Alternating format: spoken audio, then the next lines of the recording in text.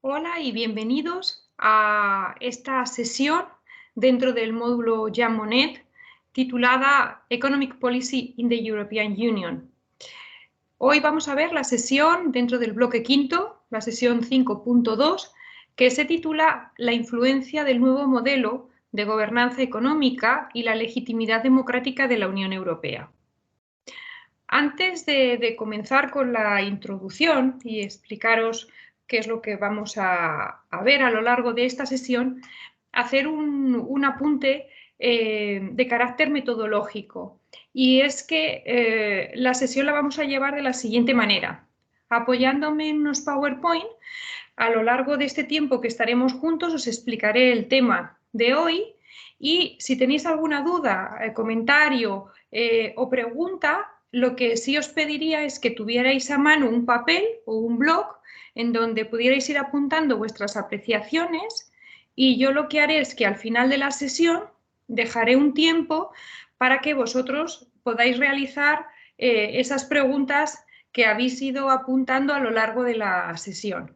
¿Vale? Entonces, bueno, comenzaré yo explicando el tema y luego tendréis vuestro tiempo para poder hacer estas preguntas. ¿De acuerdo? Bueno, sin más dilación, os voy a comentar cuál es el índice que vamos a llevar para poder tratar este tema durante la sesión de hoy. Voy a hacer en primer lugar una introducción donde comentaré cuáles son los objetivos fundamentales de esta sesión, que básicamente tienen dos grandes bloques, o se puede dividir en dos grandes bloques. Lo primero, que sería cuál es desde el Tratado de Maastricht el modelo de gobernanza económica de la Unión Europea, ya siendo conscientes de que a partir de 1992 se pone en marcha la constitución y la dinámica de una moneda única, no para todos los estados de la Unión Europea, pero para algunos de ellos. Vamos a ver cuál es la interrelación entre y las instituciones que se van a encargar de gestionar la política económica y las formas de coordinación entre los estados que han cedido esta soberanía en política monetaria a una institución, que es el Banco Central Europeo, y aquellos que, por distintas circunstancias, también lo veremos, están dentro de la Unión Europea, pero no han accedido a este club del euro, ¿vale? Y qué interrelaciones hay entre el Banco Central Europeo y el resto de bancos centrales de estados no euro, pero que están dentro de la Unión Europea. Veremos cómo se constituye en el Tratado de Maastricht y la primera gran reforma que se produce a partir del año 2010-2011 debido al impacto de la crisis financiera en Estados Unidos a partir del año 2007, que hace que esa crisis financiera se convierta en una crisis de carácter económico y que tenga una especial virulencia en el contexto de la Unión Europea, fundamentalmente en algunos estados, ¿vale? Por eso en el 2009 pasamos a hablar de una situación de crisis de deuda fundamentalmente centrada en un país concreto, que es país euro, que es Grecia, ¿vale? ¿Y qué implicaciones en el modelo de gobernanza económica tuvo ese impacto o ese shock económico de carácter internacional? Vamos a intentar hacer un recorrido hasta el momento presente y veremos las grandes políticas, la política económica y la política, dentro de la política económica, la política monetaria y la política fiscal, qué tipo de reformas se han llevado a cabo a lo largo de todo este tiempo hasta el momento actual. ¿Por qué nos interesa? Porque a partir del año 2020 va a haber dos elementos que van a introducir reformas en estas políticas económicas, que es el impacto que tiene la pandemia del COVID-19 y en estos momentos el impacto que tiene a nivel europeo y a nivel internacional la invasión rusa de Ucrania, ¿vale? Y de qué manera pues las instituciones intentan adecuarse a una situación de gran inestabilidad europea e internacional. ¿Cómo vamos a unir eso con la segunda parte o el segundo bloque de esta clase? Hay una institución, que es el Banco Central Europeo, que es la institución que dirige la política monetaria de la zona euro. Vamos a analizar las características fundamentales de esta institución. y nos vamos a centrar en una especialmente, que es la legitimidad democrática y el problema de déficit democrático del Banco Central Europeo. Y cómo ese hecho imprime también déficit democrático en el resto de las instituciones comunitarias, ¿no? Entonces, uno de los aspectos más debatidos en los últimos tiempos por los académicos ha sido si realmente existe un déficit democrático en el contexto de la Unión Europea y, si es así, qué formas o qué soluciones se pueden establecer para dotar de mayor democratización a las instituciones de la Unión Europea, ¿vale? Terminaremos con unas últimas conclusiones finales y luego entonces ya daremos paso a que vosotros tengáis la oportunidad de plantear las cuestiones que consideréis que hay que hacer al final, ¿de acuerdo?, de esta sesión. La introducción, mira, os he puesto una imagen en donde vemos el conjunto, a grosso modo, de las grandes instituciones que gestionan las políticas dentro de la Unión Europea. Aunque aparezcan como dos grandes bloques, un bloque Comisión, Parlamento, Consejo Europeo y Consejo de la Unión Europea, y por otra parte el Tribunal de Justicia de la Unión Europea, el Banco Central Europeo y el Tribunal de Cuentas Europeo, bueno, realmente hay muchas interrelaciones entre ellas. Sí que es cierto que aparecen en dos bloques porque el bloque de la derecha, de mi derecha, en donde aparece el Tribunal de Justicia, el Banco Central Europeo y el Tribunal de Cuentas, tiene una característica común, que es el de la independencia de carácter político. Nosotros, ¿en qué nos vamos a centrar? Nos vamos a centrar en una institución que es el Banco Central Europeo. Y veremos qué tipos de interrelaciones tiene también el Banco Central Europeo, a pesar de ser una institución que está constituida como una institución independiente políticamente, pero que evidentemente mantiene unos lazos para la gestión, para el control incluso con estas instituciones que es fundamentalmente el Parlamento Europeo y la Comisión Europea, ¿vale? También el Consejo, en donde el Banco Central Europeo, pues en su gestión del día a día o en una gestión de carácter particular, pues mantiene múltiples interrelaciones con estas instituciones, a pesar de ser una institución independientemente políticamente y que además tiene unos instrumentos, unos mecanismos para poder blindar esa independencia, ¿vale? Eso lo vamos a ver también.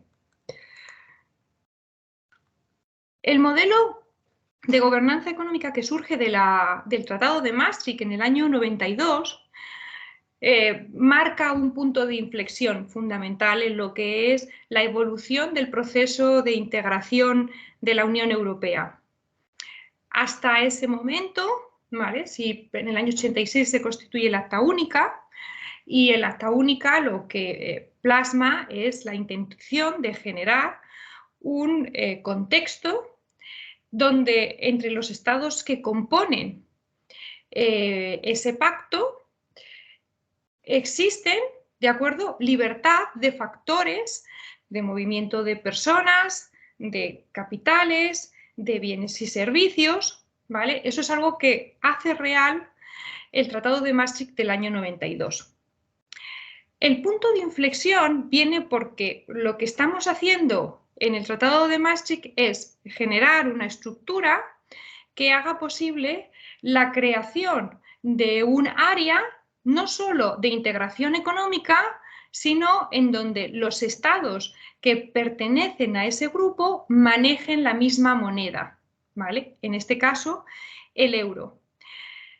Eso es un impacto en los estados y en el propio proyecto determinante, porque eso significa que los estados que se adhieren a este proceso de integración monetaria van a ceder su política monetaria, que en esos momentos está en manos de sus estados, ¿en manos de quién? En manos de una institución de carácter supranacional, es decir, que actuará en nombre de todos los estados que ceden esta competencia, pasan a tener una moneda única y las funciones de política monetaria que anteriormente ejercían los bancos centrales nacionales pasan, de acuerdo, a ser competencia de esa institución supranacional, del Banco Central Europeo. Fijaros, aquí no va a ser materia de esta sesión, pero existe una teoría que es la teoría de las zonas monetarias óptimas de Robert Mundell, es una teoría de los años 60, pero que luego se retoma por parte de la Unión Europea en los años 80 y que viene a dar luz académica, ¿no?, o teórica a todo este proceso de integración monetaria. Lo que hace la teoría de las zonas monetarias óptimas es que evalúa a través de una metodología coste-beneficio si para los estados que se quieren adherir a este proceso esa decisión tiene un saldo positivo o un saldo negativo. Es decir, aplica una metodología coste-beneficio de donde se derivará un saldo. Si ese saldo es positivo, significa que los beneficios de carácter económico, de carácter político e incluso de carácter cultural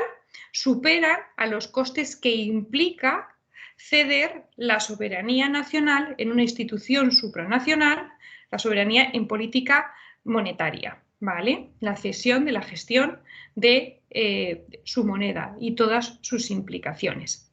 Bueno, pues el Tratado de Maastricht lo que hace es que configura un espacio en donde los estados que se adhieren, en teoría, consideran que les es beneficioso, ¿vale?, según esta metodología que hemos explicado, adherirse a un proceso en donde van a compartir una moneda común. Este proceso o este análisis de coste-beneficio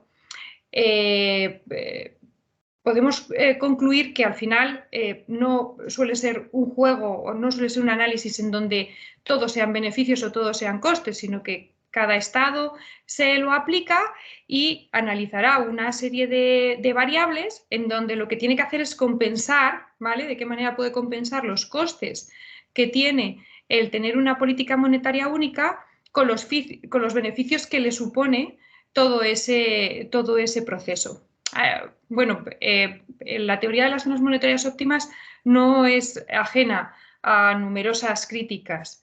Una de ellas, por ejemplo, es el hecho de que ese análisis coste-beneficio es un análisis dinámico. Es decir, tú lo haces en un momento determinado, pero esa evolución de los costes y de los beneficios puede sufrir fluctuaciones a lo largo del tiempo, ¿vale? Por ejemplo, si vemos la aplicación que se hizo de esa metodología en el año 92 y aplicamos incluso las mismas variables al momento presente, pues es probable, ¿vale?, no el saldo a lo mejor final, pero sí es probable que ese análisis coste-beneficio pues pueda tener modificaciones respecto al que hicimos en el año 92. ¿Por qué? Porque al final el contexto es diferente, porque las incertidumbres a las que los estados tienen que hacer frente también es distinto, ¿vale? Y porque también tenemos la perspectiva histórica de cómo la Unión Europea y la Unión Monetaria se han enfrentado a los distintos problemas y shocks a lo largo de todo este tiempo, ¿vale?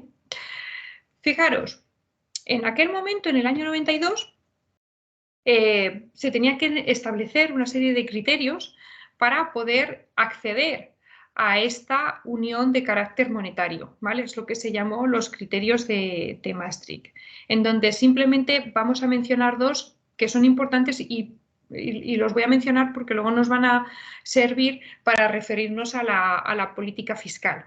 Estos dos criterios son dos criterios relacionados con las finanzas públicas y tienen que ver con el límite que se estableció para que los países que accedieran a esa unión de carácter monetario tenían que no superar el déficit público en más de un 3% del Producto Interior Bruto y que su deuda pública no tenía que ser superior al 60% de su Producto Interior Bruto, ¿vale? Esto se plantea así, ¿vale?, a principios de los 90, cuando se empieza a constituir ya de una forma definitiva esta unión de carácter monetario, ¿vale?, y luego tiene su consecución en el año 97 o su progresión en el año 97 con el Pacto de Estabilidad y Crecimiento, ¿vale? Entonces, en el año 92, el Tratado de Maastricht determina un modelo en donde el eje principal va a ser la creación de una moneda única compartida por unos estados que sean capaces de cumplir unos determinados criterios y que va a condicionar no solamente la política monetaria, sino el resto de políticas económicas. Y no solamente va a condicionar a los países que van a aceptar esa moneda única, sino que condicionará a todos los estados de acuerdo que constituyen la Unión Europea. El eje fundamental de la política monetaria será la institución encargada de gestionar esa política, que será el Banco Central Europeo. Un Banco Central, que ahora lo hablaremos en la siguiente diapositiva con un poco más de detenimiento, pero que va a tener unas características muy concretas y que esas características pues, van a determinar su actuación hasta el momento presente.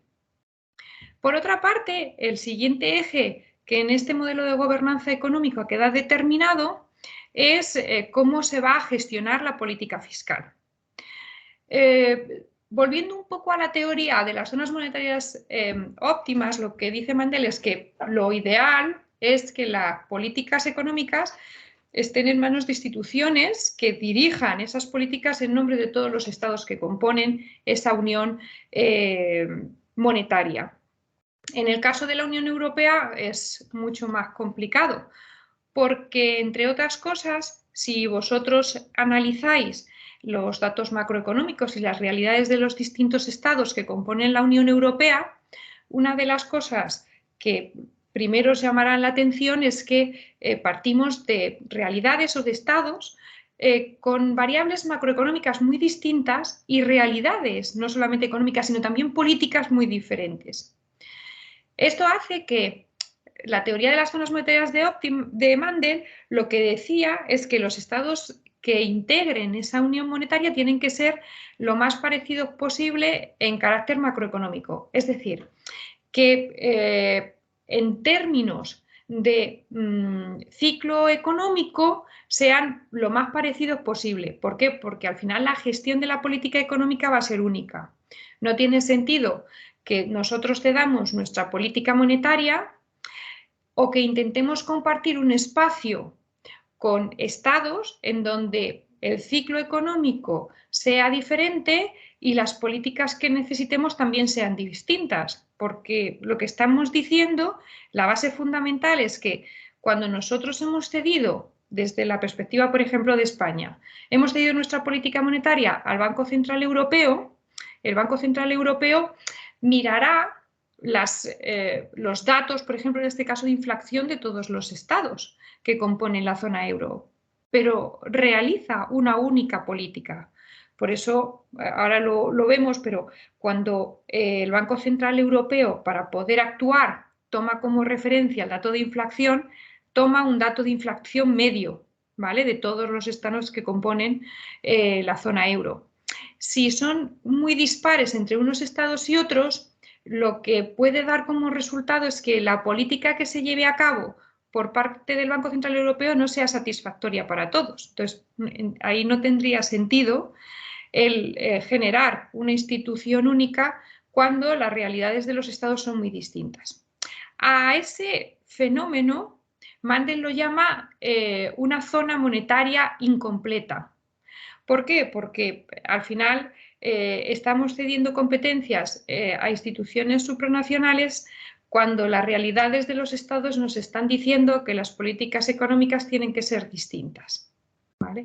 Esto es importante. ¿Por qué? Porque si nosotros analizamos incluso en el año 1992 los estados que pasaron a formar parte de esta unión monetaria, nos damos cuenta que realmente la Unión Monetaria Europea no es una zona monetaria óptima, sino que hay muchas diferencias entre los estados, ya no solamente diferencias institucionales en términos de instituciones y protocolos a la hora de gestionar la política económica de la Unión Europea en su conjunto, sino que incluso única y exclusivamente teniendo como referencia a las variables macroeconómicas de los estados, vemos que hay realidades muy diferentes. Y bueno, Mandel en aquel momento lo que decía es que a medio y a largo plazo una zona monetaria no óptima no tiene posibilidades de sobrevivir, ¿vale? Como al final lo que se consideró en aquel momento es que, aunque en sus orígenes fuera una zona monetaria no óptima, se iban a generar mecanismos de actuación y dinámicas para, a través de la coordinación y la cooperación de las políticas monetarias, llegar, ¿vale?, a un punto común entre todos los estados, es decir, que los estados cada vez fueran más parecidos. Entonces, en ese sentido, sí que tenía, de acuerdo, sentido el hecho de que realmente se generara una política monetaria única, pero partiendo de ese hecho, es decir, generando un esfuerzo desde sus orígenes para crear políticas y para dotar a la Unión Monetaria de instrumentos que limaran las diferencias que había entre los distintos estados, para que esa cesión de las políticas económicas por parte de los estados e instituciones supranacionales tuviera sentido porque fuera eficaz. ¿Qué ocurre? Que todos los estados que componían la Unión Europea actualmente, ¿de acuerdo? Podemos ver que no pertenecen a este área monetaria única. Unos porque han decidido, en su momento decidieron que no entraban aún cumpliendo los criterios de Maastricht, ¿vale? Y otros que posteriormente pues tampoco los han cumplido y por lo tanto no han podido entrar, de acuerdo, en este selecto club. ¿Y eso qué significa? Pues que al final nos queda una situación desde esta perspectiva en donde la Unión Económica no va acompañada de Unión Económica y Monetaria Europea. ¿Sí? ¿Por qué? Porque al final se generan dos realidades.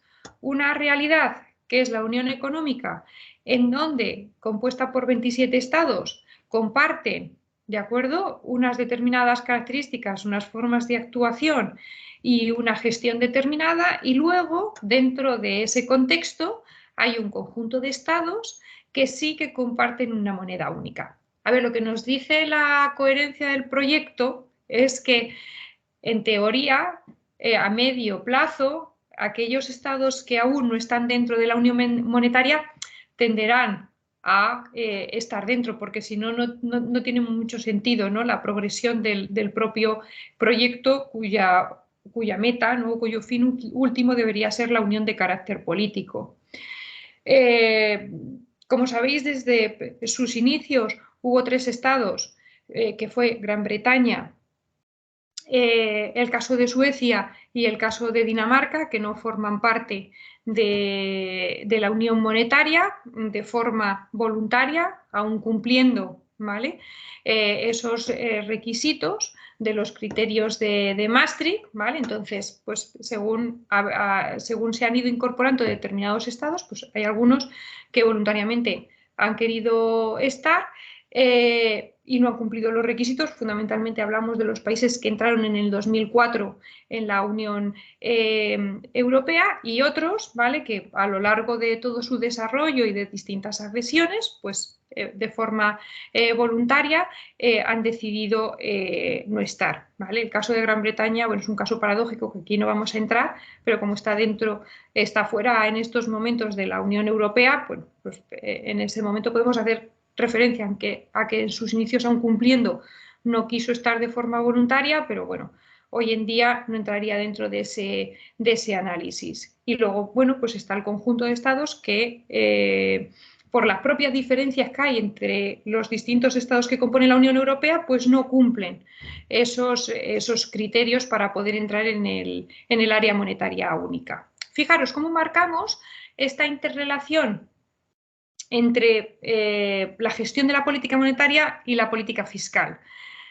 En el año 97, poco como herencia, ¿no?, de esos criterios que se establecen para poder entrar en la Unión Monetaria, ¿vale?, teníamos dos posibilidades. Una posibilidad que sería, bueno, pues quien cumpla los criterios entra en este club selecto, quien no los cumpla no entra, y ya no se exige ningún tipo de requisito adicional, mientras que la Unión Monetaria siga funcionando. Pero al ser estados muy diferentes, se intentó generar, podríamos decir, un seguro del euro para que una vez que esos criterios se hubiesen cumplido en un momento determinado, se siguieran cumpliendo a lo largo del tiempo. Es decir, como no confiamos en que los ciclos económicos de los estados que componen la unión monetaria sean comunes a lo largo del tiempo, vamos a poner unos determinados requisitos que sean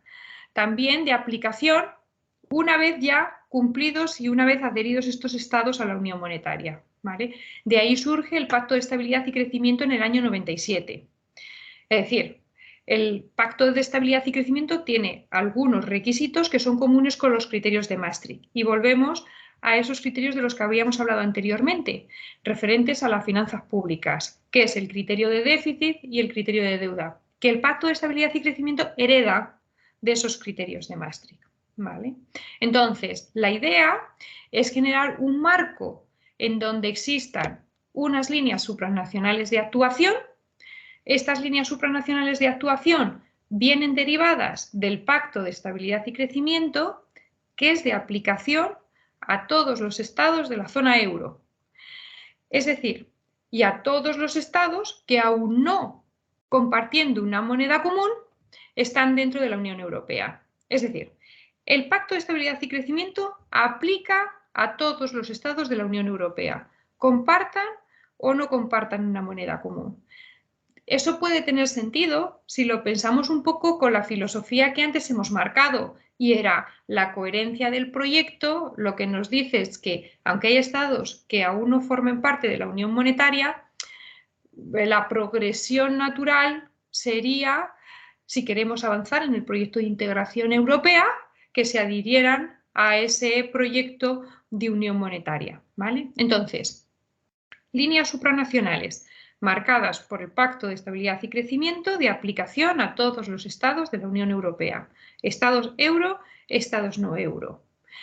Sin embargo, aunque hay unas líneas de actuación de carácter supranacional que serían un elemento común con la supranacionalidad de la política monetaria, la política fiscal es intergubernamental, ¿vale? Es decir, no es supranacional como en el caso de la política monetaria, sino que tiene unas líneas de actuación supranacional. Pero luego los presupuestos generales del Estado son competencia fundamentalmente de los Estados miembros y de sus gobiernos. ¿Eso qué significa? Que a los gobiernos les queda la prerrogativa de poder establecer las líneas fundamentales de ingresos y gastos dentro de sus presupuestos nacionales con una condición, y es que para saber si estos presupuestos son presupuestos realistas que se ajustan al pacto, ¿vale? Pues lo que hacen es que los gobiernos pasan a la comisión para que revisen esos presupuestos nacionales. Si la comisión da luz verde a estos presupuestos nacionales, es decir, cumple con esos criterios del Pacto de Estabilidad y Crecimiento, es decir, con esos criterios de deuda, déficit público, son presupuestos realistas, ¿de acuerdo? Que se ajustan al escenario más probable a medio plazo, pues lo que hace la comisión es que devuelve esos presupuestos al Parlamento para que el Parlamento los apruebe y pueda ser de aplicación, ¿de acuerdo? Entonces, la política fiscal tiene dos ejes de actuación. Un eje de actuación a través de esa política supranacional, que es el Pacto de Estabilidad y Crecimiento, son líneas de actuación comunes para todos los estados de la Unión Europea, cuya responsabilidad fundamental recae en la comisión, que es la encargada de revisar las cuentas públicas, y luego una herramienta que los estados y los gobiernos mantienen, que es la herramienta de gestionar sus propios presupuestos en términos de estructura interna, en términos de ingresos y en términos de gastos, ¿vale? Aunque tengan ese filtro de la comisión, pero que fundamentalmente esa estructuración es competencia de los gobiernos. Y luego, además, serán los parlamentos nacionales los que aprueben esos presupuestos y se apliquen en ese estado concreto. ¿Cuál es la idea de muchos estados que quieren ver una progresión en todo el proyecto de integración europea? Pues que al final la política fiscal deje de estar en esas líneas que hemos hablado en manos de los estados y que existan unos presupuestos a nivel europeo que establezcan los gastos y los ingresos, pero desde esa perspectiva de una institución de carácter supranacional que actúe en nombre de todos los estados de la Unión Europea. Ese es el paso que todavía no hemos dado. Hay muchos estados que propugnan que el modelo de gobernanza económica funcionaría muchísimo mejor si realmente hubiera una cesión de la política fiscal en manos de una institución supranacional, y hay otros estados que se resisten a perder esa prerrogativa o esa competencia que aún mantienen los gobiernos. Ahora lo veremos, la política fiscal y el Pacto de Estabilidad y Crecimiento ha tenido una evolución hasta el momento presente.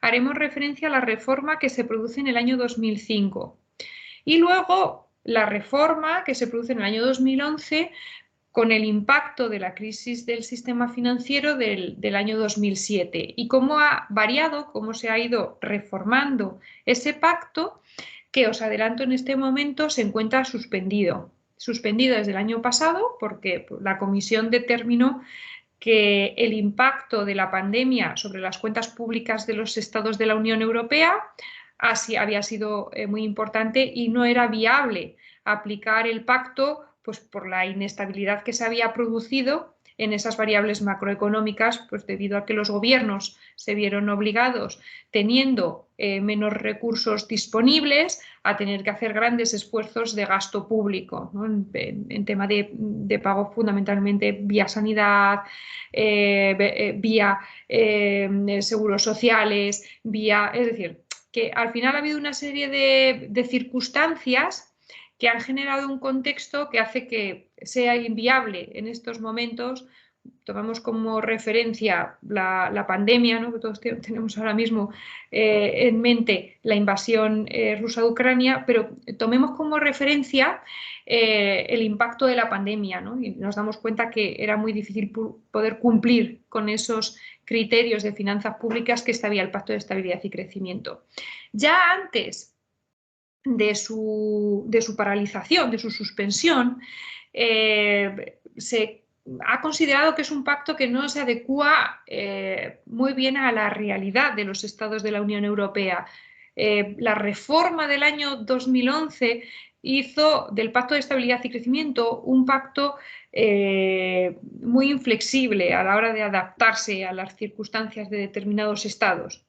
Y eso hace que no haya pillado de sorpresa esa suspensión, no solamente por el impacto de la pandemia, sino porque ya se consideraba que era un pacto que tenía que ser objeto de reforma.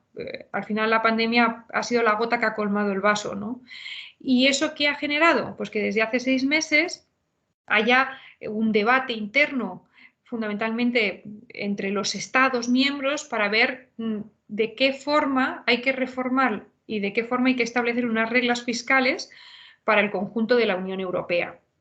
Recientemente, seguro que habéis visto en los periódicos ese primer borrador que han planteado el gobierno español y el gobierno holandés sobre por dónde debería ir esa filosofía que enmarque esas reglas de carácter fiscal. La tendencia o el acuerdo es sorprendente por 2 hechos. Primero, porque es un acuerdo entre 2 estados que tradicionalmente en los últimos años han estado enfrentados en sus posiciones sobre cuál debería ser esa reforma del Pacto de Estabilidad y Crecimiento. Y en segundo lugar, porque abogan por una unidad de carácter común que es la flexibilidad, ¿no?, del pacto y de las normas que lo contengan, que es justamente lo contrario que había sido desde la reforma del año 2011. ¿Vale? Entonces, bueno, es un debate que todavía está encima de la mesa, pero las líneas de actuación hasta el momento presente serían esas básicamente. Y el último vértice de este triángulo hace referencia a la política del mercado de trabajo. La política del mercado de trabajo es una política absolutamente descentralizada y que está en manos de cada uno de los estados. Y esto tiene que ver no solamente con aspectos económicos, sino también con aspectos políticos, con aspectos sociales e incluso con aspectos culturales. Es decir, el mercado de trabajo es producto de muchos años de evolución histórica y política de los estados. Y eso nos da la realidad de que los mercados de trabajo de la Unión Europea son distintos porque la propia evolución histórica y económica de los estados también ha sido diferente. Lo ideal y lo que parece más coherente sería que el mercado de trabajo en la Unión Europea debería ser único en términos de derechos y de obligaciones. ¿Por qué? Porque si hemos dicho que en el año 86 se establece la Acta Única, ¿no? La generación de un mercado único de trabajadores, que se plasma después en el Tratado de Maastricht, pues lo suyo es que los trabajadores tengan los mismos derechos y las mismas obligaciones en cualquier estado de la Unión Europea, es decir, no deberían existir obstáculos o fronteras en ese mercado. La realidad nos dice una cosa totalmente distinta. Dentro de esa unión, ¿no? Pues de libre circulación de bienes, de servicios y de capitales y de personas en donde menos se ha avanzado, ¿vale? También es verdad que es un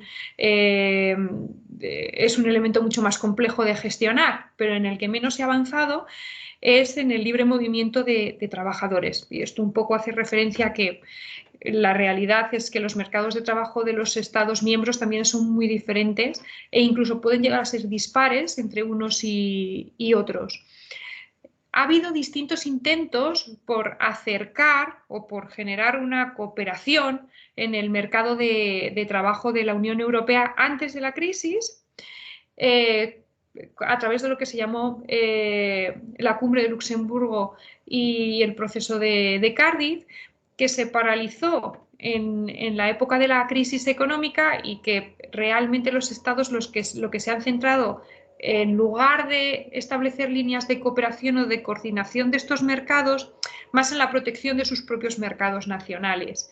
Y esto al final sí que tiene una realidad detrás, y es que ¿quién vota a los gobiernos de cada uno de los estados? Sus propios ciudadanos. Entonces, los gobiernos en aquel momento se cerraron, se olvidaron de la cooperación del mercado de trabajo y se centraron más en la propia protección de sus mercados de trabajo como forma de proteger también a sus potenciales electores. Entonces, la realidad del mercado de trabajo es que es una realidad en donde existen pocas líneas de actuación de carácter común. Pero ¿por qué es importante en este modelo de gobernanza económica de la Unión Europea? ¿Vale? Porque al final sí que se producen muchas interrelaciones entre la gestión de unas políticas y otras. Es decir, si la política monetaria del Banco Central Europeo es una política restrictiva, una política de control, por ejemplo, de la inflación, y nos encontramos que en política fiscal un gobierno está haciendo una política expansiva de sus presupuestos y hay un pacto entre el gobierno y los distintos agentes sociales para subir los salarios un determinado porcentaje, pues eso chocaría, ¿no?, con ese objetivo fundamental de control de la inflación por parte del Banco Central Europeo. Esto hace que al final el hecho de que estas políticas estén en manos de instituciones distintas y con distinto grado de cooperación, en muchas ocasiones nos encontremos con incoherencias porque realmente toda la política económica tiene que estar guiada para poder cumplir unos determinados objetivos económicos en el marco de la Unión Europea.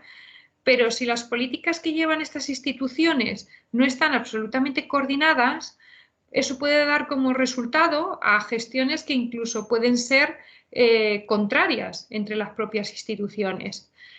Por eso os marco estas dobles flechas entre las políticas, porque a pesar de que están en manos de instituciones que son distintas, que los grados de supranacionalidad de unas y otras también son diferentes, realmente deberían coordinarse lo suficiente como para cumplir unos objetivos que son unos objetivos comunes, ¿vale?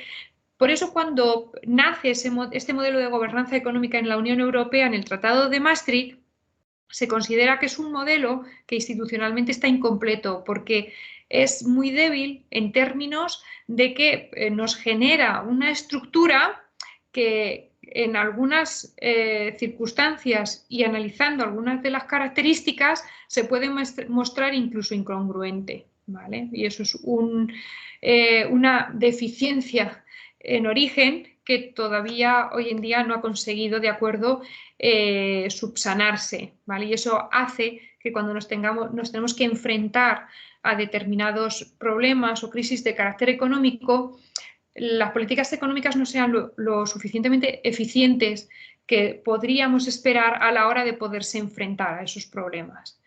Y eso, fijaros, si retrocedemos un poco en el tiempo y vemos cómo se enfrentó la Unión Europea y las instituciones a la crisis financiera del año 2007, nos damos cuenta de que emergieron todas esas deficiencias que se habían establecido en su origen y hace que se tenga que reforzar ese modelo de gobernanza económica.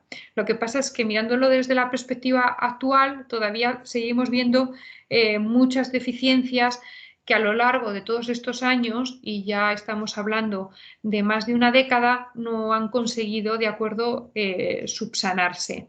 ¿Y esto por qué? Por varios motivos, pero no debemos de perder de vista, y no lo vamos a hacer en esta sesión, que la Unión Europea es un proyecto económico, pero es un proyecto también de carácter político. Es decir, está basado en la voluntariedad de los gobiernos a la hora de actuar en pro o en contra de avanzar en ese proyecto europeo.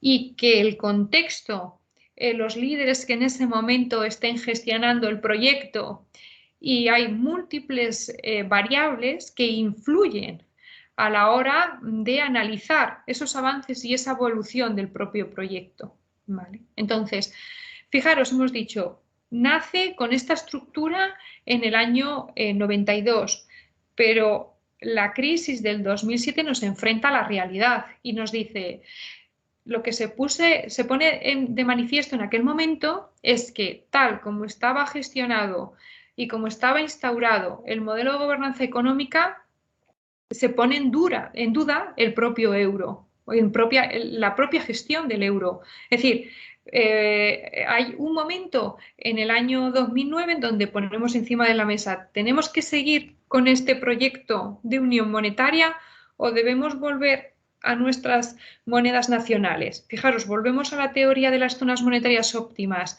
¿El proyecto está dando beneficios o me está dando más costes y por lo tanto no es interesante que siga perteneciendo a esta unión de carácter monetario? Eso es lo que se dirime en un momento determinado. ¿Qué acuerdan los gobiernos en aquel momento? Y fijaros la manifestación de Mario Draghi en aquellas declaraciones en donde dice haremos todo lo necesario para que el euro sobreviva, al final están representando no solamente la posición del Banco Central Europeo, sino también del resto de los gobiernos de la Unión Europea. Y es, seguimos adelante, haremos las reformas que sean necesarias, pero queremos seguir con este proyecto de unión de carácter monetario. Y para ello lo que se hace es que se hace una reforma del modelo, se hace una reforma en política monetaria de no tanta envergadura como la que se hubiese considerado que debería haberse hecho, en parte por la propia reticencia de los estados que quieren seguir manteniendo su propia soberanía en determinadas circunstancias, pero, por ejemplo, ya sabéis que a lo largo de la gestión de la crisis, es decir, a partir del año 2007 y se ha ido prorrogando a lo largo del tiempo por distintas circunstancias, el Banco Central Europeo no se ha ajustado al mandato que tiene establecido en los tratados y en sus estatutos, sino que se ha salido de ese mandato porque las propias circunstancias han hecho necesario que cumpla con un determinado rol que en su origen no tenía asignado. En relación al Banco Central Europeo, el Banco Central Europeo realizó acciones que en principio son contrarias al propio tratado, como por ejemplo, el Banco Central Europeo tiene prohibido financiar a estados. ¿Y cuál es la triquiñuela que se buscó para intentar disfrazar esa actuación? pues el Banco Central Europeo financiaba a los bancos de los estados para que los bancos de los estados privados compraran deuda, ¿vale?, del propio estado. Es decir, es una forma de conseguir lo mismo, pero intentar disfrazar para no violar demasiado ese tratado. La realidad, lo que nos pone encima de la mesa a partir del año 2011 es que es muy probable que el Banco Central Europeo requiriera de una modificación de su mandato y de las herramientas que tiene establecidas. Los estados son muy reacios a dar más poder al Banco Central Europeo porque es un órgano independiente políticamente y que al final dar más poder al Banco Central Europeo o reformar su rol para adecuarlo a la realidad significaría una cesión de competencias y en ese sentido, pues en estos momentos ni en aquel momento estaban de acuerdo. Sí que es cierto que el Banco Central Europeo sí que tuvo una reforma, no tanto en términos de política monetaria, ¿no?, como en otro tipo de funciones que se le asignan, como es el caso de la supervisión financiera. Uno ahora viéndolo, ¿no?, muchos años después, dice cómo es posible que la supervisión financiera de las entidades de la Unión Europea no estuviera en manos del Banco Central Europeo, es decir, o de alguna institución que de carácter europeo tuviera esa visión general de las circunstancias que estaban los bancos de la Unión Europea. Bueno, pues la supervisión financiera estaba en manos de cada uno de los Estados miembros, es decir, que cada Estado miembro tenía la visión parcial de los estados que caían bajo su paraguas, pero no había ninguna institución a nivel europeo que tuviera esa visión general. Bueno, pues eso sí se modifica y al Banco Central Europeo se le da el poder de supervisar aquellos bancos de carácter sistémico, es decir, aquellos bancos grandes que se consideran que su inestabilidad puede tener un riesgo para el sistema, ¿vale? Los bancos no sistémicos siguen estando bajo el paraguas de los bancos centrales nacionales, ¿no? Vemos ahí un poco también, ¿no?, esa reticencia de los Estados miembros a ceder soberanía en esta materia que consideran especialmente susceptible, ¿no? En cuanto a política fiscal, se hace una reforma del Pacto de Estabilidad y Crecimiento. Ya había tenido lugar en marzo del año 2005 una reforma sobre el pacto tal como se estableció en sus orígenes. Es decir, en el año 1997 la filosofía de política que impera en ese pacto es normas más que discrecionalidad. Es decir, vamos a hacer un pacto poco flexible, con unos mecanismos de sanción en el caso de que los estados no cumplan con las obligaciones que ellos mismos han firmado. En el año 2005, por determinadas circunstancias, entre ellas porque Francia y Alemania no lo cumplían, y claro, pues imponer sanciones a los dos países que teóricamente son los líderes y los motores de la Unión Europea, parece que en el conjunto del mecanismo, ¿no?, chirría, y el pacto se reforma bajo la filosofía discrecionalidad más que normas. Es decir, se hace mucho más flexible, ¿vale?, se eliminan determinados procedimientos de sanción, pero bueno, eso también tuvo unas consecuencias nefastas si analizamos la crisis financiera del año 2007, porque si tú no obligas a que los estados cumplan con unos determinados criterios, hay estados que por estructura económica tienen más fácil poder cumplirlo porque tienen pocas fluctuaciones en estas variables de carácter macro, pero hay otros estados que cuando hay un contexto de crecimiento tienen grandes crecimientos de su actividad económica, pero en épocas de crisis también tienen grandes decrecimientos, ¿no? Sí, a todos nos está viendo a la cabeza, ¿no?, el ejemplo de Grecia, algunos países del Mediterráneo, ¿no?, como España o como Portugal, en donde el impacto de la crisis pues, hizo que las variables macroeconómicas se fueran totalmente de lo que eran los límites, aunque fueran voluntarios, del Pacto de Estabilidad y Crecimiento. Y eso tuvo pues, consecuencias nefastas porque no existía un mecanismo, un conjunto de medidas de carácter financiero, económico y político para enfrentarse a ese tipo de situaciones, teniendo en cuenta que estos estados que estaban sufriendo más y otros estados que a pesar de sufrir no sufrían, de la misma manera, pero que todos compartían la misma moneda, y eso tiene muchas dinámicas de interconexión, ¿de acuerdo?, entre unos estados y otros, ¿no? Entonces, lo que se pone encima de la mesa es, tenemos que generar un modelo de gobernanza económica que tenga las medidas, que formalice unas medidas de carácter económico, de carácter financiero y de carácter político, en pro de que en el momento, y teniendo en cuenta que quien compone la Unión Europea y la Unión Monetaria son países muy distintos entre ellos, cuando venga una crisis o cuando haya algún proceso de inestabilidad internacional o dentro del contexto de la Unión Europea, haya mecanismos para poder solucionarlo, que hasta ese momento no había, o no había lo suficientemente desarrollados como para poder absorber ese tipo de shocks. No sé si recordáis una imagen que se hizo muy famosa en una playa en donde en plena crisis de deuda griega aparece Sarkozy en aquellos momentos y Angela Merkel caminando un fin de semana para intentar ponerse en común sobre qué tipo de acciones se podían llevar a cabo para poder enfrentarnos a esta crisis tan grave, ¿no? Entonces dices, no hay protocolos que realmente establezcan una forma de actuación en donde participen todos los estados y se dé respuesta a esa situación, pues que realmente estamos hablando de que era un modelo de gobernanza económica incompleto porque no existían. Eso es lo que se intenta, ¿de acuerdo?, solucionar a partir del año 2011. ¿Cómo se hace desde la política fiscal? Pues volvemos a esa filosofía de origen del Pacto de Estabilidad y Crecimiento de normas más que voluntariedad. Eso significa que volvemos otra vez a establecer unos criterios mucho menos flexibles, más rígidos de las finanzas públicas y un procedimiento de sanción que evite que los estados puedan tener tentativas de no cumplir esos criterios y mantener una senda común en esos límites de deuda y de déficit público fundamentalmente.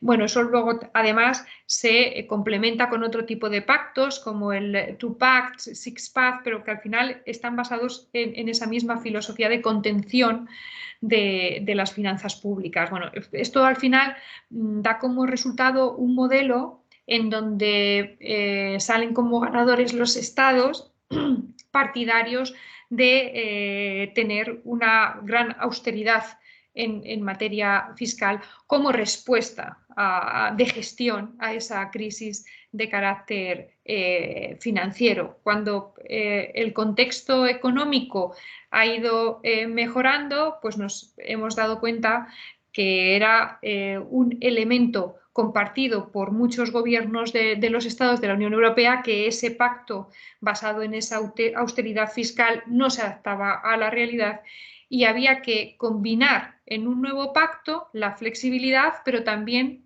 la obligatoriedad a la hora de cumplir unos requisitos. Entonces, en eso es un poco en lo que estamos, es decir, cómo generamos un conjunto de reglas de carácter fiscal que aúnen o hagan compatible la flexibilidad, pero con el cumplimiento, ¿no?, de unas normas que nos aseguren la gestión de la moneda única.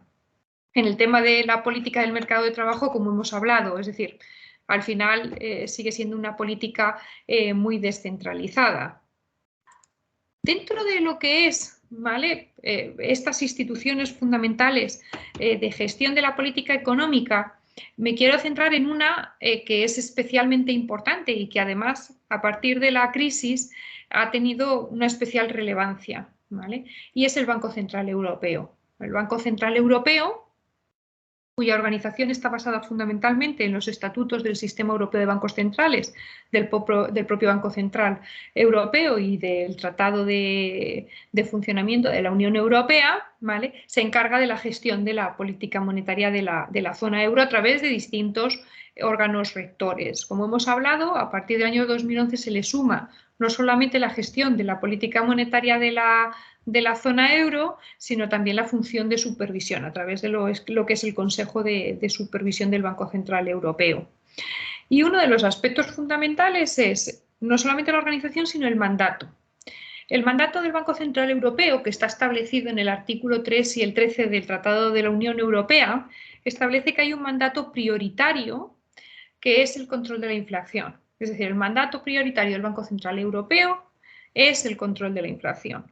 Luego tiene otros mandatos secundarios, que es con el resto de las instituciones de la Unión Europea, fomentar el crecimiento económico y la creación de una situación de pleno empleo, ¿vale? Pero son mandatos de carácter secundario en coherencia con el resto de las instituciones y los objetivos comunes de carácter económico de la Unión Europea.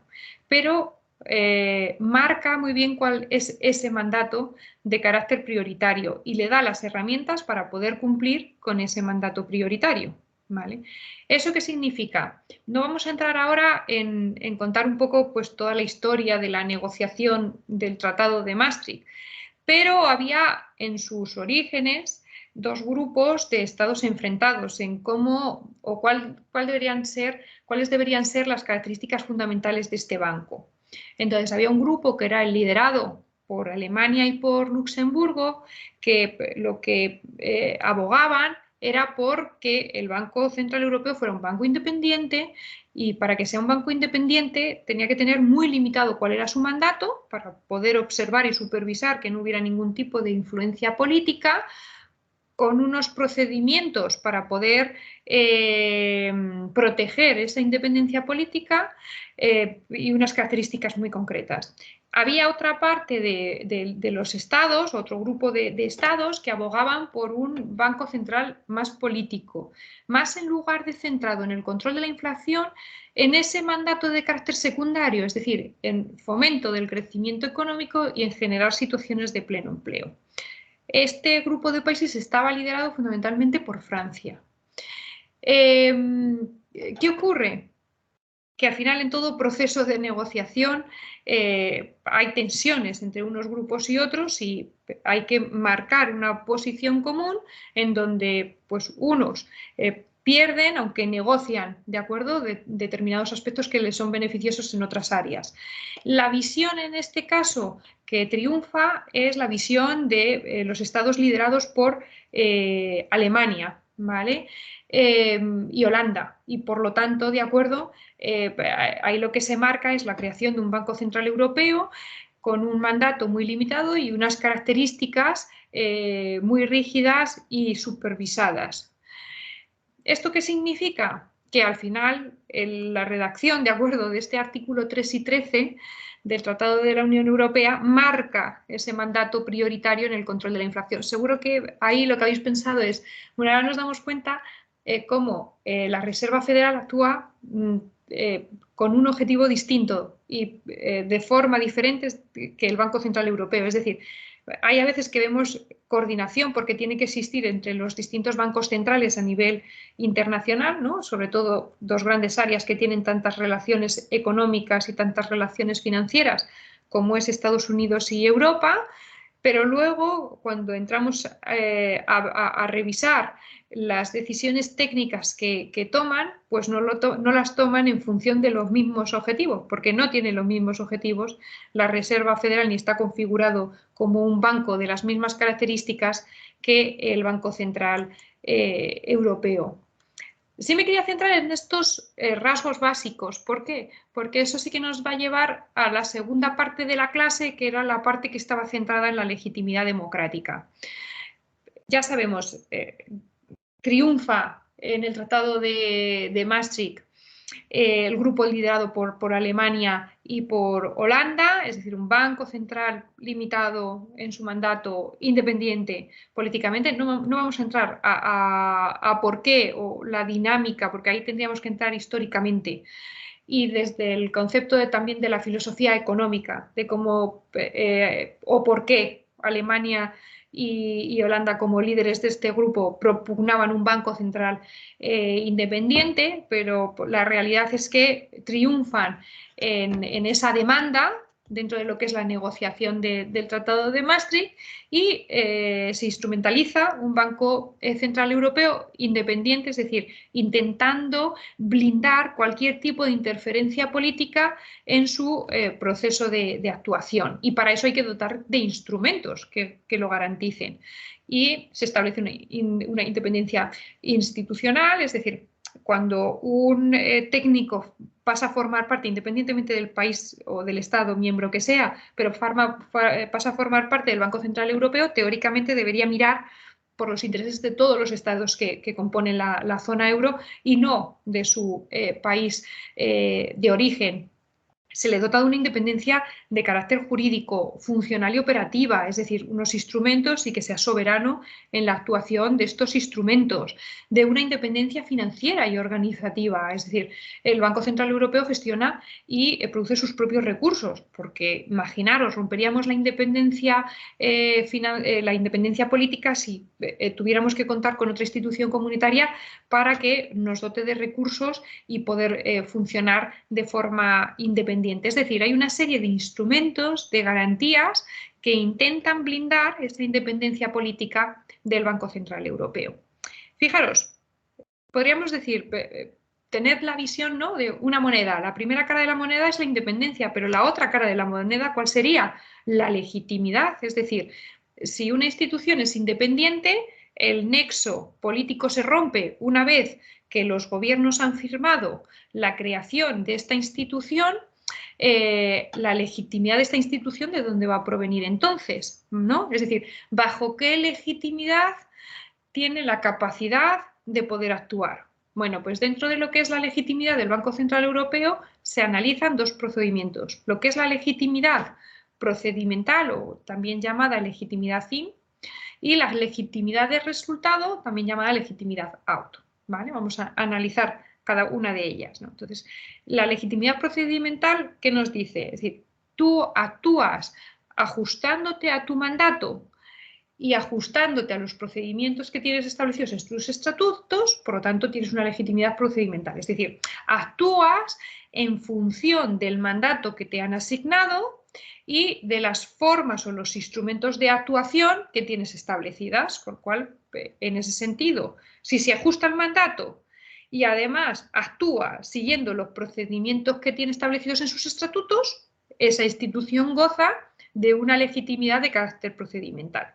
Por eso el Banco Central Europeo, muy consciente de esta situación, es bastante cauto a la hora de actuar y por eso se le puso en una situación muy incómoda cuando en la crisis económica el Banco Central Europeo actúa pues financiando de esta forma encubierta a los Estados miembros, porque estás rompiendo esa legitimidad procedimental que el Banco Central Europeo es consciente que es necesaria si quiere mantener de acuerdo su independencia de carácter política.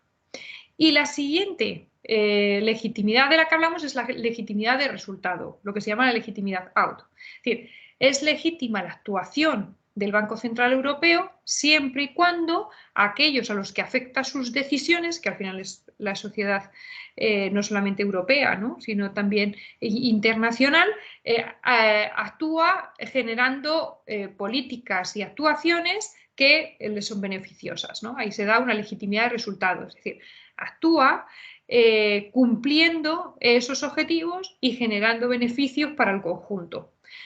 Por eso veis que hay los miércoles distintas actuaciones para dar publicidad a lo que el Banco Central Europeo decide y además son bastante concurridas y muchas veces incluso, ahora no porque tenemos otros problemas que se consideran más importantes, pero son portada o están dentro de los primeros titulares de los telediarios, porque es una forma de reforzar esa legitimidad del resultado, es decir, comunicar a aquellos a los que afectan nuestras decisiones qué es lo que estamos haciendo. Es una forma de dar o imprimir transparencia para que realmente lo que hacemos, como no tenemos rendición de cuentas, que eso es el otro aspecto que vamos a ver, para poder blindar nuestra independencia política, pero la gente tiene que conocerlo, porque si no, nuestras actuaciones, si quedaran ocultas, no tendríamos legitimidad para poder actuar, ¿vale? Porque no se conocería lo que el Banco Central Europeo está haciendo y si realmente lo que hace está en función de su mandato y en los procedimientos que tiene establecidos y los instrumentos que se le ha dado, ¿no? Entonces, el tema de la legitimidad del Banco Central Europeo, os diré, aquí no nos va a dar tiempo a hablar mucho de ello, pero os diré que os toméis como referencia una de las teorías que más se han utilizado, ¿no?, para analizar este aspecto, que es la teoría del principal agente. Es decir, por una parte, cómo se ha creado el Banco Central Europeo a través de un tratado donde los gobiernos han firmado su creación, pero que a partir de ahí se rompe ante quién tiene que rendir cuentas y al final se rinden cuentas ante toda la sociedad de acuerdo internacional a las que afecta sus propias decisiones. Entonces hay un aspecto ahí importante sobre el que académicamente se ha hablado mucho y es sobre el problema de rendición de cuentas del Banco Central Europeo. Para eso se utiliza el término inglés que es accountability, realmente no tiene traducción al español, pero lo solemos traducir como rendición de cuentas, ¿no? Y si tú quieres ser independiente, en teoría no puedes rendir cuentas ante nadie, porque entonces ya generas una presión sobre las actuaciones que estás haciendo y puedes tener algún tipo de influencia o de presión sobre cómo debes actuar, ¿no? Entonces, el problema de la rendición de cuentas en las instituciones que queremos instaurarlas con ese principio de independencia política es una constante, ¿no?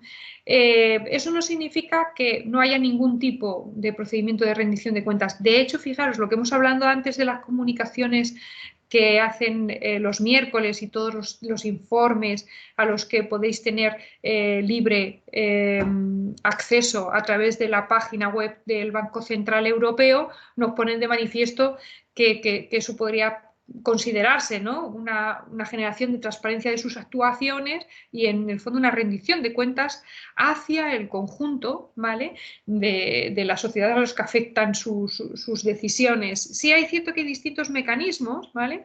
Por ejemplo, si el Banco Central Europeo consideramos que es la institución menos democrática en el contexto de la Unión Europea y un poco pues siguiendo esa misma dinámica, la más democrática sería el Parlamento Europeo, bueno, pues el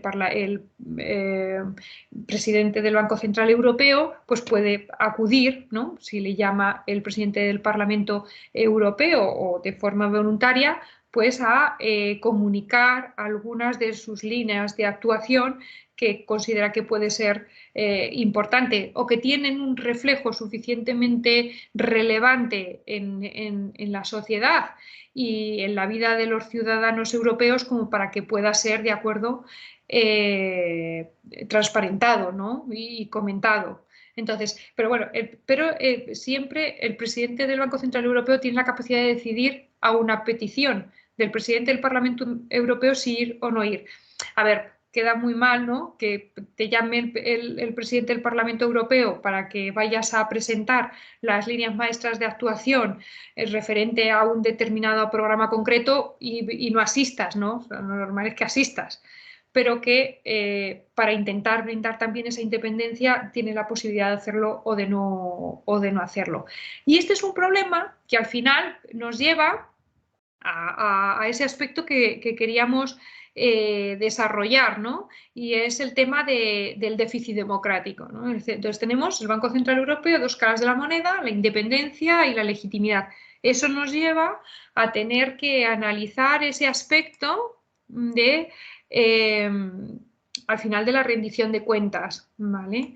¿Y eso qué nos establece? Pues nos establece que si queremos generar unas instituciones en el contexto de la Unión Europea que sean lo más democráticas posibles, nos encontramos con una institución que goza de todas las prerrogativas para no ser en absoluto o no tener ningún atisbo de democratización, ¿no?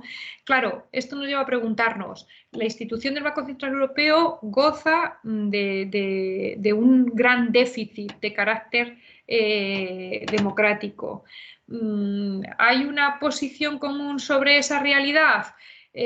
Sí, pero hay autores que argumentan que la propia ejecutividad y rapidez y condicionantes técnicos con los que tiene que actuar el Banco Central Europeo pues no tiene otra forma de hacerlo que incumpliendo ese factor o ese elemento o esa esencia de democratización de la propia institución, ¿no? Entonces, el Banco Central Europeo sería algo así como, por decir, el protagonista fundamental dentro de las instituciones europeas que encarna el principio de déficit democrático.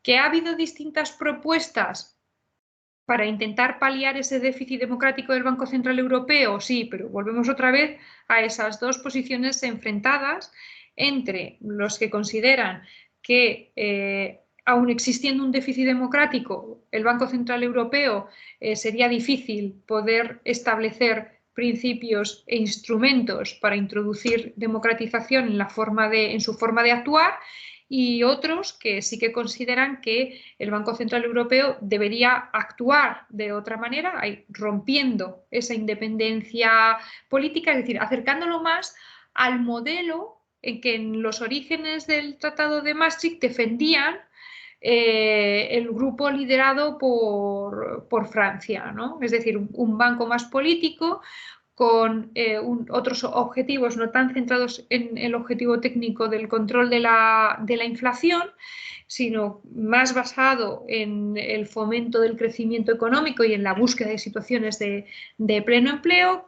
y por lo tanto le tienes que dar otros instrumentos distintos, ¿vale? Pero claro, si ya rompes esa independencia política y ese mandato de carácter único, de carácter técnico, pues ahí sí que dotarle de otros instrumentos para que el Banco Central Europeo tuviera canales de actuación que le imprimieran un carácter más democrático. ¿Y qué ocurre? Que fijaros, esto nos lleva a una pregunta, y es si esta institución dentro del modelo de gobernanza económica de la Unión Europea, que es tan importante, es una institución que tiene un absoluto déficit de carácter democrático, si esto también imprime en todo el proyecto de la Unión Europea un déficit democrático, ¿no? Entonces, la pregunta aquí sería, ¿existe un problema de legitimidad democrática en la Unión Europea? Pues hay autores, os he puesto a Majón y a Moravcsik, que consideran que no hay un problema de legitimidad democrática en la Unión Europea y que gestionar la realidad de más de 340 millones de ciudadanos europeos no se puede hacer de otra manera, porque entonces la gestión sería de carácter caótica. Y hay otros actores cada vez más, eso también tiene que ver con el poco conocimiento que los ciudadanos tienen de las instituciones comunitarias y por todos los problemas de información que hay, ¿no? en ese nexo entre ciudadanos, gobiernos nacionales e instituciones comunitarias, ¿no? Que al final lo que generan es una realidad en donde el ciudadano se encuentra tan alejado de las instituciones europeas y de sus formas de actuación que ven realmente un déficit democrático de la Unión Europea y quiere que se establezca distintas soluciones para poder paliar, o al menos paliar en parte, ese déficit democrático del proyecto europeo.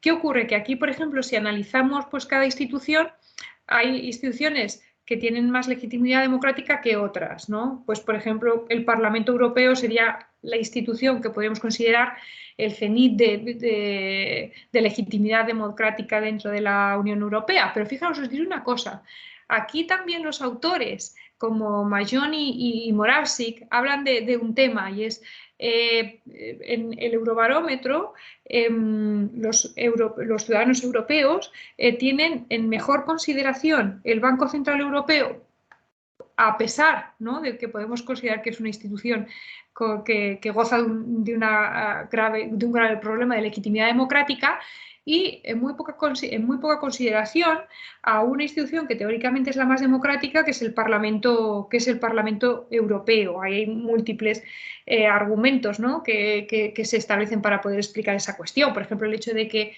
el Banco Central Europeo, que está compuesto de técnicos, pues al final gozan de mayor prestigio, ¿no?, que los políticos que se sientan en el Parlamento Europeo. Es decir, que los ciudadanos europeos tenemos más confianza en aquellos que son tecnócratas y que se guían por objetivos técnicos más que en aquellos que son políticos y que no tienen unos objetivos marcados, ¿no? Al nivel del Banco Central Europeo a la hora de actuar, ¿no? Entonces, bueno, pues ahí hay múltiples argumentos que pueden apoyar una cuestión u otra, ¿no? El Consejo de la Unión Europea al final son los representantes, los jefes y los primeros ministros de los estados de la Unión Europea, es decir, es un órgano ejecutivo, pero también muy marcado por los Estados miembros y por la propia legitimidad, ¿no? de decisión a la hora de elegir a sus gobernantes. La Comisión, por ejemplo, que es una institución más supranacional, pues por una parte, de acuerdo, se considera que al actuar en nombre de todo el conjunto del mercado común de la Unión Europea es una institución en ese sentido, por una parte democrática, porque al final son elegidos teniendo en cuenta un poco la realidad de política, ¿no? de la Unión Europea y suele haber pues una representación, ¿no? por parte de los estados o por parte de grupos de estados para que en la gestión, ¿no? de los asuntos que lleva a cabo la Comisión pues estén representados los gobiernos y por lo tanto la opinión de los ciudadanos europeos. Y como hemos hablado, pues probablemente el mayor problema de legitimidad democrática estaría en el caso del Banco Central Europeo, pero porque tiene detrás, de acuerdo, el ser una institución supranacional con ese principio de acuerdo basado fundamentalmente en la independencia política y en un mandato único que nos lleva al final a una situación en donde tiene muy limitada la rendición de cuentas, ¿no? Entonces la legitimidad democrática en ese sentido se encuentra muy, muy cuestionada. ¿Qué conclusiones podemos sacar de acuerdo de todo lo que hemos hablado, teniendo un poco en cuenta esa primera parte sobre esa reforma del modelo de gobernanza económica desde sus orígenes del Tratado de Maastricht, el impacto de la crisis económica hasta el momento presente, ¿vale? Y del análisis de esa institución que es el Banco Central Europeo, sus problemas de legitimidad democrática y cómo imprime esas deficiencias de legitimidad democrática al resto del proyecto de la Unión Europea. Y vamos a llevar a cabo unas determinadas, de acuerdo, conclusiones. No me gustaría terminar esta sesión sin hacer referencia a dos aspectos. Y es el impacto que ha tenido la pandemia en la gestión, de acuerdo, de los asuntos europeos, concretamente en la gestión de los asuntos económicos. Ahí vuelve a aparecer el Banco Central Europeo como una de las instituciones de apoyo a la generación de crecimiento económico en el contexto de la Unión Europea, es decir, todavía no existe un proceso claro en donde los Estados se hayan puesto de acuerdo sobre la reforma del mandato y los instrumentos del Banco Central Europeo, pero cada vez que hay una crisis nos damos cuenta que acudimos al Banco Central Europeo violando el mandato que tiene establecido en el tratado y en sus estatutos para que haga determinadas o lleve a cabo determinadas actuaciones que son necesarias. El ejemplo de la pandemia es uno de ellos para intentar generar medidas que no están dentro de su mandato pero que son necesarias para drenar de liquidez el sistema y que al final eso sirva de colchón para las empresas, para los estados y para los ciudadanos.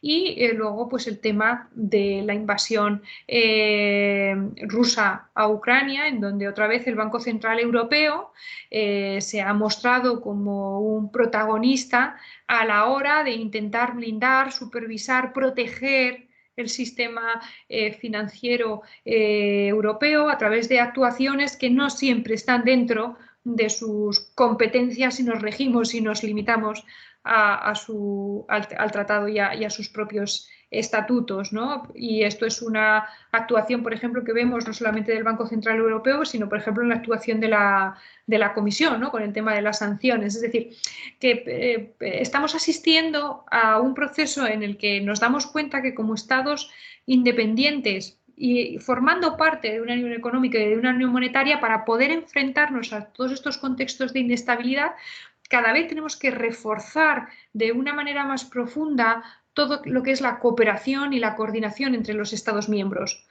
Y eso no solamente desde el aspecto político, sino también desde el aspecto económico, ¿no? Con todas las dificultades que tiene el hecho de que la Unión Europea se componga de estados que pueden ser muy diferentes política o económicamente, pero que al final las instituciones comunitarias tienen que articular respuestas comunes que solamente se pueden dar desde el conjunto o desde el corazón de la Unión Europea y no particularmente desde los Estados miembros de forma aislada, ¿no? Entonces, a las conclusiones que podemos llegar, fijaros, la legitimidad democrática está condicionada por su diseño institucional, es decir, a pesar de todas las reformas, seguimos en un proceso efervescente todavía de grandes cambios en lo que es la forma de gestionar económica y políticamente la Unión Europea. Dentro de eso nos hemos centrado en el Banco Central Europeo, que se crea en el año 98 como producto de la firma del Tratado de Maastricht del año 92, que tiene un mandato prioritario con unos estatutos que rigen su funcionamiento, con unas características de independencia política y de limitación de la rendición de cuentas, ¿vale? Un poco pues, condicionado por esa característica fundamental de independencia política, que al final esas dudas que podemos manifestar derivadas de esas características fundamentales del Banco Central Europeo ponen encima de la mesa pues, la necesidad de otorgarle un estatuto pues, más ajustado a su actividad real, pero bueno, que eso al final significaría una cesión de competencias por parte de los Estados miembros a esta institución que hasta estos momentos parece que no están muy de acuerdo o no existe una línea común para poder emprender o plantear un borrador que aúne todos los intereses de los Estados y que la falta de legitimidad democrática pues, de esta institución tiende a plantear cuestiones acerca del resto de las instituciones y del proyecto de la Unión Europea respecto a la legitimidad democrática. Lo que está claro es que incluso viendo de forma particular la legitimidad democrática de la que gozan cada una de estas instituciones, sí que podemos concluir que la legitimidad democrática de la Unión Europea es limitada y que ahí se enfrentan dos visiones sobre cómo afrontar este problema. Pues aquellos que consideran que esta legitimidad democrática es una legitimidad democrática que no se puede mejorar y que, por lo tanto, para que seamos ejecutivos en la toma de decisiones, teniendo en cuenta que la Unión Europea es un ámbito muy complejo y muy amplio, nos tenemos que olvidar de la legitimidad democrática en pro, ¿de acuerdo?, de la eficiencia y la eficacia de las decisiones que tomen las instituciones. Y por otra parte, pues aquellos que sí que consideran que hay un problema clave y claro de legitimidad democrática de la Unión Europea y de sus instituciones y hay que emprender y llevar a cabo un proceso de reforma que al final supere estas deficiencias en pro de mayor transparencia y mayor acercamiento de los ciudadanos al proyecto de la Unión Europea. Como vemos, todo esto en estos momentos está encima de la mesa, entre otras cosas porque al final el contexto internacional, sobre todo en estos momentos, es tan sumamente de incertidumbre y fluctuante en el tiempo que hace que tomar decisiones sea muy complejo. Pero bueno, como ya sabéis que se dice en la Unión Europea, al final la Unión Europea se da producto, ¿no?, de todas las decisiones y de todas las crisis a las que tenga que enfrentarse y al final a través de las distintas soluciones que se van dando a contextos concretos se va configurando una forma de entender la Unión Europea y una forma de funcionar a través de las distintas instituciones. Y esto sería por mi parte. Ahora, si habéis apuntado algún tipo de comentario o algún tipo de cuestión o pregunta, pues quedo a disposición de aquellos que se quieran quedar conmigo y aquellos que quieran dar también por terminada la sesión, pues también me despido de ellos. Así que bueno, me quedo un poco para ver las cuestiones que planteáis y para debatir algunos aspectos de lo que hemos estado hablando a lo largo de este tiempo que hemos estado juntos.